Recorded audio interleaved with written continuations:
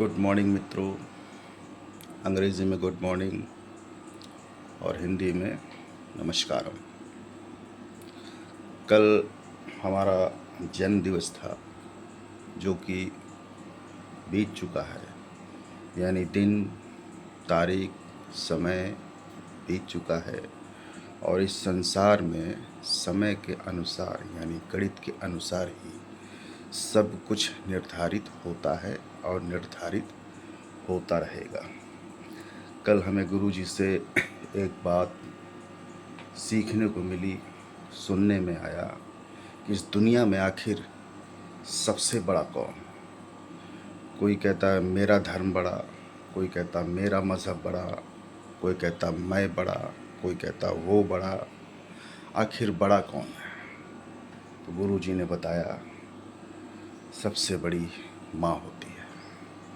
माँ यानी माता, यानी मातृभूमि कह सकते हैं। माँ यानी एक औरत, बेटी यानी भविष्य में औरत, पत्नी यानी भविष्य की योजनाएं।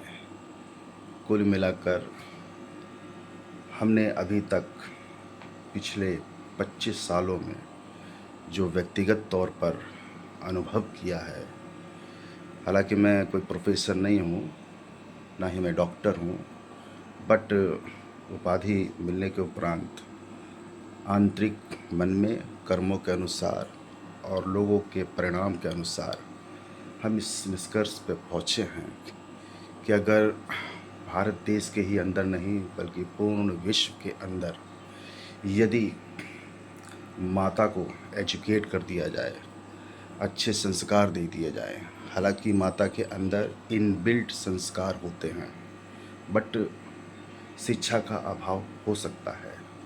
हम तो सभी से यही निवेदन करना चाहेंगे कि काल करे सो आज, आज करे सो अब, पल में परलय हो जाए तो बहुरीय होए कब। अभी भी भारत देश के अंदर लगभग 65% ऐसी आबादी औरतों की यानी माताओं की है। नाना नानी हों, दादा दादी हों, चाचा चाची हों या XYZ जो भी घर के अंदर बुज़ुर्ग हैं, वो अनुभवी तौर पर तो शिक्षित होते हैं, किंतु पूर्ण रूप से बेसिक स्तर से शिक्षित नहीं होते हैं। संस्कार तो उनके अंदर सदियों से इनबिल्ट होते आ रहे हैं, किंतु हमारी भारतीय संस्कृति क्या कहती है और जिनके जो धर्म हैं उनकी संस्कृति क्या कहती है, उसके बारे में आंशिक ज्ञान ही होता है। हमारा व्यक्तिगत अनुभव है, यदि छोटे छोटे बच्चे जो स्कूल जाते हैं उनकी अगर दादी दी नानी नहीं पढ़ी लिखी हैं तो वो छोटे छोटे बच्चे अपनी दादी को, नानी को या अपनी माता को शिक्षित करें, पढ़ाई करें और उनके साथ एक खेलें कि देखें मैं बड़ा कि तुम बड़े या तुम बड़ी। जब खेल खेल में नाना नानी, दादा दादी, चाचा चाची, XYZ जो भी बुज़ुर्ग हैं वो अपने बच्चों के साथ शिक्षा का ज्ञान लेंगे तो निश्चित तौर पर एक नई क्रांति आ सकती है। यदि माँ अपने घर पर बच्चियों को, जो नई जनरेशन जिस माध्यम से दिशाहीन हो रही है, ख़ास तौर से मोबाइल से बचा लेती है और ख़ुद को भी उससे बचना होगा। यदि मोबाइल का इस्तेमाल करना ही है तो शिक्षा के लिए आप करें, अच्छे ज्ञान के लिए करें और वो ज्ञान लेकर आप अपने परिवार में छोटे छोटे बच्चों को समझाएं और उन्हें किताबी ज्ञान ना देकर प्रायोगिक तौर पर ज्ञान का अनुभव कराएं। तो हो सकता है कि आने वाली पीढ़ी हमारी संस्कारी होगी और अपने माता पिता का ख्याल रखेगी। मेरा मानना है दुनिया में अगर सबसे बड़ी कोई चीज़ है, सबसे बड़ी तो वो होती है माँ। एक छोटा सा एग्ज़ाम्पल हम देना चाहेंगे। एक डाकू था सुल्ताना, उसने पहली बार चोरी की, किस चीज़ की चोरी करी? एक अंडे की चोरी करी, और वो अंडा लेकर अपनी माँ के पास गया। माँ बहुत खुश हुई कि बेटा, मैं तो काफ़ी देर से भूखी थी, तो ले आया, अच्छा करा। अब एक अंडे ने उसकी ज़िंदगी बदल दी, क्योंकि उसकी माँ खुश हुई थी। वो एक अंडा लाया, दो अंडा लाया, चार अंडे, फिर इस तरीके से वो बड़े बड़े स्तर की चोरी करने लगा। उस ज़माने में हाहाकार मच गया, और कहकर वो चोरी करता था या डकैती करता था कि डाकू सुल्तान आ रहा है। और सुल्तान का मतलब नहीं किसी जाति धर्म लिंग संप्रदाय से हम सुशोभित कर रहे हों। ये कहावत है। डाकू मंगल सिंह कह लो, डाकू सुल्तान कह लो, ये कुछ भी कह लें, डाकू डाकू होता है। उसका कोई बाहरी औचित्य नहीं होता समाज के अंदर। अंत में जब वो पकड़ा गया ब्रिटिश गवर्नमेंट के द्वारा, यानी अंग्रेज़ों के द्वारा, और फांसी की सज़ा जब उसको सुनाई जा रही थी, तो उससे उसकी अंतिम इच्छा पूछी गई। वो अंतिम इच्छा ये थी कि वो अपनी माँ से मिलना चाहता था। और कहा, उसने ये भी कहा कि मुझे कटार भी चाहिए, तो उसको कटार दी गई और माँ के को सामने पेश किया गया। तो उसने रोते हुए अपनी माँ से कहा, माँ, अपनी जीवा निकाल, जीव निकाल। अगर तू नहीं निकालेगी तो मेरी आत्मा को शांति नहीं मिलेगी।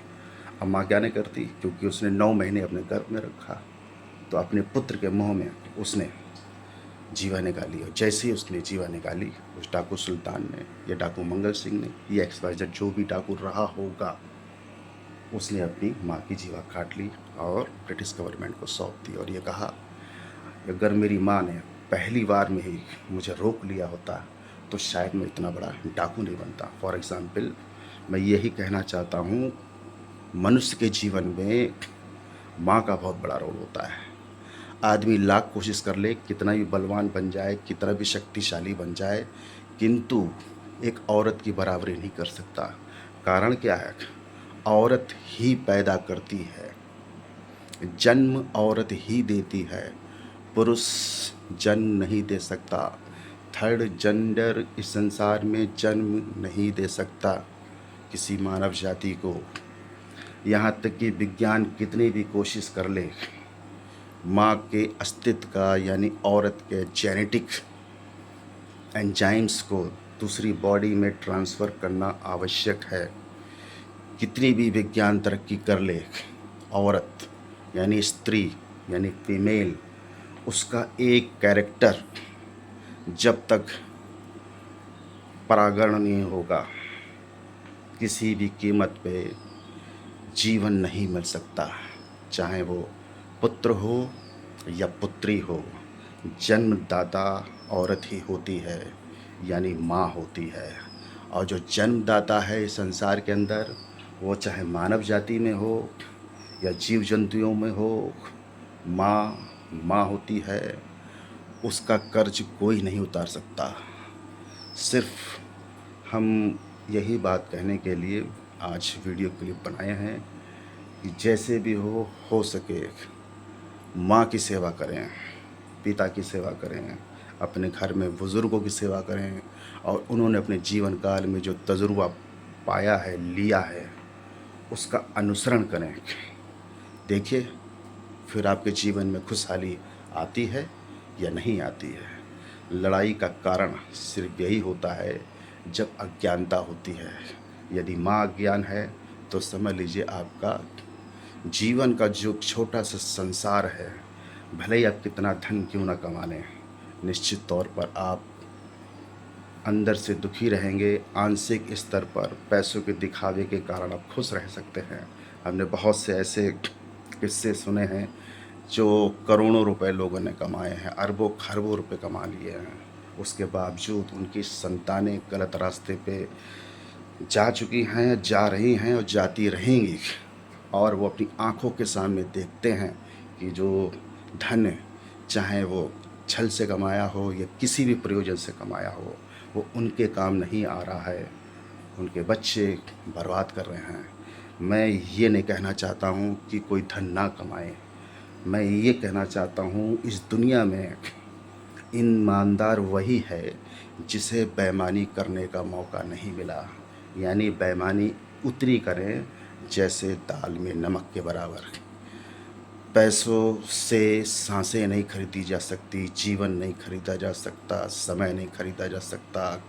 आंशिक खुशियाँ तो खरीदी जा सकती हैं, किंतु शांति नहीं खरीदी जा सकती, कदापि नहीं खरीदी जा सकती। इसीलिए सभी लोग, मेरी तो माँ नहीं है, किंतु मैंने अपनी माँ की बहुत सेवा की और अपने पिताजी की भी बहुत सेवा की। और एक बात और कहना चाहूँगा, गुरु की भी सेवा करना अति आवश्यक है। जिसने आपको मार्ग दिया है, गुरु अच्छा भी हो सकता है, बुरा भी हो सकता है, किंतु गुरु गुरु होता है। संत कबीरदास जी ने भी ये बात कही, सब धरती कागज करूं, गुरु गुण लिखा न जाए। सात समुद्र की मसी करूं, सब बन की लेखनी बनाऊं, फिर भी गुरु गुण लिखा ना जाए। गुरु गुरु होता है, उसकी बराबरी माता पिता से भी नहीं की जा सकती है। इसलिए हम इस बात की खुशी है कि मैं एक गुरु हूँ, और गुरु होने के नाते अभी तक मैं ईमानदारी से सभी बच्चों को पढ़ाता हूँ और तहे दिल से पढ़ाता हूँ, शिक्षित करता हूँ, और किसी भी जाति, धर्म, लिंग, संप्रदाय के साथ भेदभाव नहीं करता हूँ। क्योंकि जिसने भी भेदभाव किया, प्रकृति उसको पलट कर वापस करती है। फॉर एग्ज़ाम्पल मैं एक बात कहना चाहूँगा, किसी ज़माने में द्रोणाचार्य जी ने एकलव्य का अंगूठा मांग लिया था, क्योंकि उन्होंने भविष्यवाणी कर दी थी कि अर्जुन से बड़ा कोई गांडीव नहीं होगा इस संसार में। किंतु उस एकलव्य ने, यानी कि जो आदिवासी जंगलों में रहता था, उसने उनकी मूर्ति बनाकर उपासना की, साधना करी और धनुष विद्या सीखी। अभ्यास करते करते वो इतना प्रांगण हो गया कि अर्जुन से भी अच्छा धनुर्धार बना। और उसके बाद जब उनके गुरु द्रोणाचार्य जी को पता चला, तो उन्हें लगा ये आदिवासी होकर हमारे शिष्य की बराबरी कैसा कर सकता है। तो उन्होंने अंगूठा मांग लिया, और एकलव्य भी महान शिष्य था, उसने अंगूठा दान में दे दिया।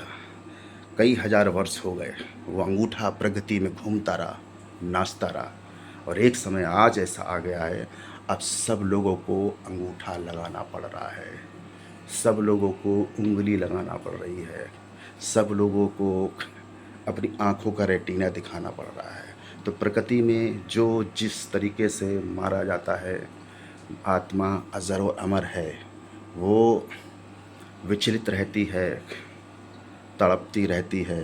किंतु सारी एनर्जी जब वो समाहित हो जाती है, तो सिस्टम तो मनुष्य ही बनाता है और मनुष्य ही संचरित करता है। और आप देखिए, आज वो अंगूठा यानी एक क्लब नहीं, पूरी दुनिया में हर अंगूठे में वो जीवित हो उठा। इसलिए हम सभी गुरुओं से निवेदन करना चाहेंगे, वो बात अलग है आप शिक्षा देना चाह रहे हैं कि नहीं देना चाह रहे हैं, किंतु किसी का अंगूठा या किसी का शोषण ना करें तो ही अच्छा है। नहीं तो आपको आपकी संतानों के माध्यम से उसका परिणाम भुगतना होगा। ये कटु सत्य है, इति सत्यम है, सर्वथा सत्य है और हमेशा के लिए सत्य रहेगा। जय हिंद। ओम नमः शिवाय।